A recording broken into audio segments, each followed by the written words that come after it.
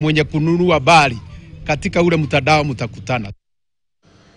Kuwezesha wanawake katika eneo la Kipini, kaunti ya Tana River kumesaidia kubadilisha maisha ya wanawake na kuboresha uchumi wa eneo hilo. Kwa mujibu wa seneta wa Tana River Danson Mungatana, wanawake wamepewa kipaumbele katika kushiriki kwenye miradi ya maendeleo kinyume na miaka iliyopita ambapo walikuwa wakiwekwa kando na kuachwa nyuma katika maendeleo. Aidha, amesema kuwa kuboreshwa kwa uchumi wa wanawake katika eneo la Kipini ni hatua muhimu katika kukabiliana na visa vya dhuluma za kijinsia miongoni mwa wanawake. Zaidi hii project iendelee na izunguke sehemu yote ya Tana River ili wamama wapate kufaidi na mafundisho ya kibiashara. Us kama KCCBO in collaboration with TechnoServe, enhancing the woman's voice and leadership is key to ensuring that huyu mwanamke ameweza kupata sauti na ameweza kujizungumzia yeye mwenyewe na ameweza kukua economically empowered. Kwa hivyo tunaona kwamba wale wanawake